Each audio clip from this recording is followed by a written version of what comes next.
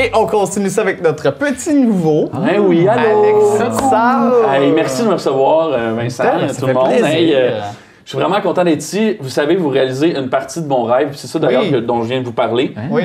Pour la Fondation Rêve d'enfant. C'est ça. J'ai une maladie incurable, hein, vous savez. Ah ouais? non, Ça c'est C'est triste. Merci, ça paraît.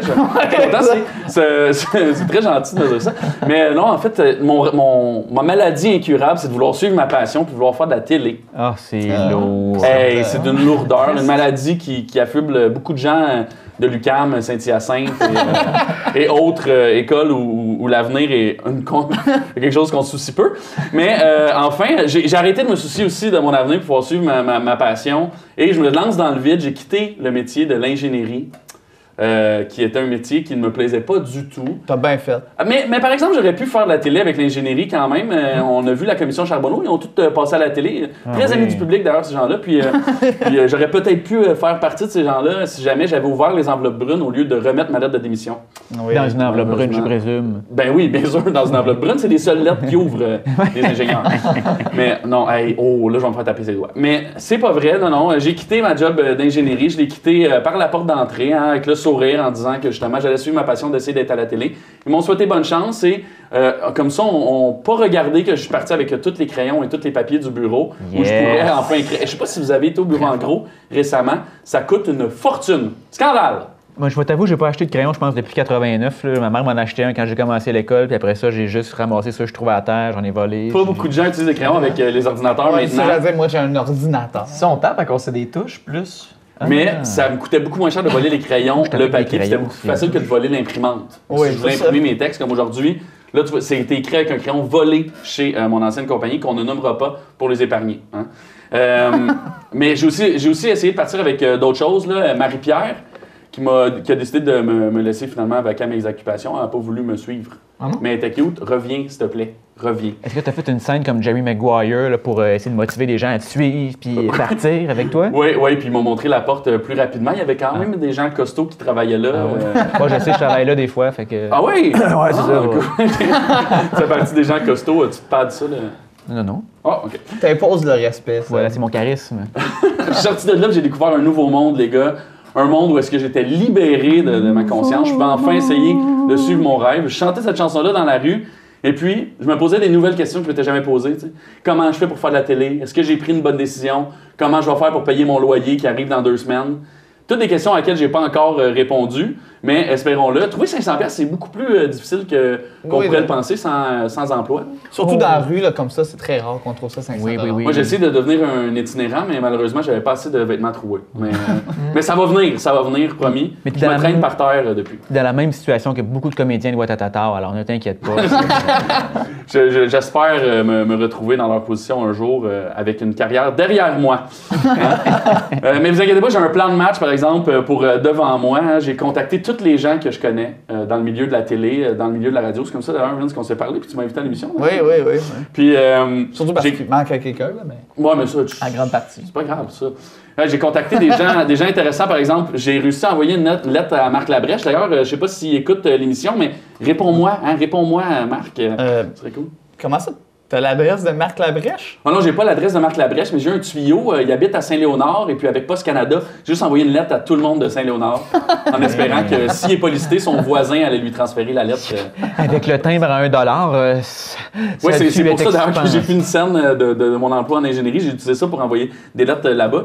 Content de savoir qu'il habitait vraiment à Saint-Léonard. Au moins, j'aurais pas risqué ça pour rien. Puis au pire, s'il y a des amis, ça va se passer à lui. J'ai contacté aussi Réal Bossé qui m'a donné, lui, le meilleur conseil à date que j'ai eu. Il m'a conseillé de sortir de sa maison très vite, sinon la police s'en venait et elle allait m'embarquer. 19-2, on le prend. Oui. Il est en personnage d'ailleurs tout le long.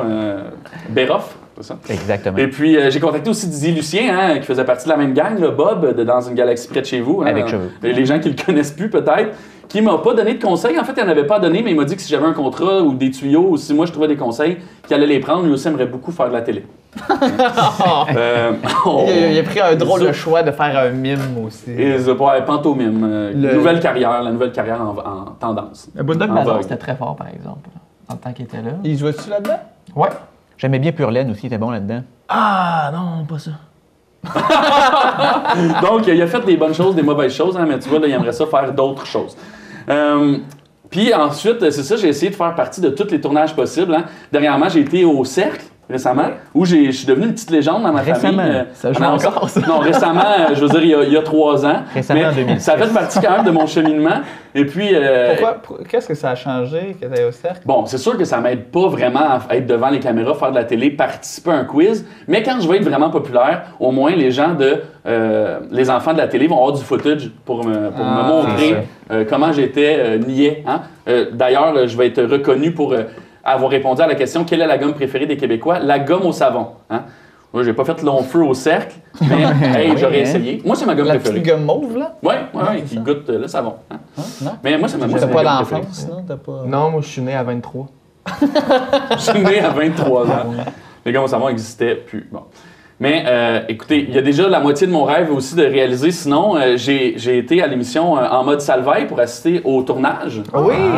C'était très intéressant, voir un tournage, un premier plateau, tout ça. On a pu m'apercevoir en dessous de l'aisselle d'Éric Salvaille. Je t'ai vu, moi. La moitié de mon visage. Donc, on pourrait dire d'une certaine façon que la moitié de mon rêve est réalisé. Oui, c'est vrai. Wow. Oui. Et On a l'autre vu quand même la moitié moitié est droite sous de ma l'aisselle d'Éric Salvaille, qui est l'autre partie de ton rêve, c'est ça? Être sous l'aisselle d'Éric Salvaille, Voilà. exactement. Donc, Voilà. je pense que c'est un très bon moyen d'ailleurs de réussir en télé, être sous l'aisselle d'Éric Ouais, parce Salvaille. que Ben, il t'a pris sous son aile. c'est exactement ce que j'allais dire. Beaucoup de gens ont commencé des comme phrases ça. comme ça. Hein, oui, hein. Espérons-le qu'il va s'en souvenir et puis peut-être pousser un petit peu cette métaphore-là au 2e niveau. Ben, faut que tu sautes du nid. Bon, OK, en tout cas, j'ai essayé. là. Puis aujourd'hui, je suis ici, hein? Je suis ici, les gars, donc avec des gens qui ont réussi. Donc déjà, hein, vous êtes les manias de la télé. Ah oui. Donc après l'émission, là, j'ai pris vos conseils, je vais les appliquer. Le seul problème, c'est que quand tu assistes à un tournage dans la foule, un peu comme en mode Salvaille, c'est un petit peu comme aller au zoo. T'as pas le droit de toucher aux animateurs, aux chroniqueurs, t'as pas le droit de leur donner de la nourriture. Tu peux leur parler, mais ils font des sons un peu incompréhensibles, là, comme Éric Salvaille, je disais comment je fais pour être comme toi, comment je fais va-t'en de mon plateau, c'est fini. Hein? Fait que, Il est bizarre, Eric Salvaille. Ouais, quand les caméras coupent, il devient désagréable caméra coupe, instantanément. il y a une trachio, ça Ben, paraît pas, hein, un job de maquillage incroyable. Il fait mais- des shooters. fait des shooters à tour de bras. Il Dans cuisine sa tout le trachéo. temps sous sa barre. Mais au moins, s'il y a une chose que ça m'a permis d'assister à ce tournage-là, c'est de comprendre que tu peux faire n'importe quoi pour te ramasser à parler devant la télé. Comme il recevait à l'émission à laquelle j'ai assisté, le personne de L'amour est dans le pré, hein, qui s'inscrit avec sa copine et puis qui a fini par quitter avec une autre fille. C'est fourbe. Un génie de l'amour, un génie de l'amour. Donc, n'importe quoi peut t'amener à la télé, je pense, aujourd'hui. Ouais. Donc, je m'engage à faire ça ici, aujourd'hui, devant vous, les gars. Je vais faire n'importe quoi jusqu'à ce que je sois devant les caméras d'une grande chaîne de télé. Comme animateur, je vais remplacer un jour Éric Salvaille ou Charles Lafortune. Ça va arriver, je vous le promets ici aujourd'hui.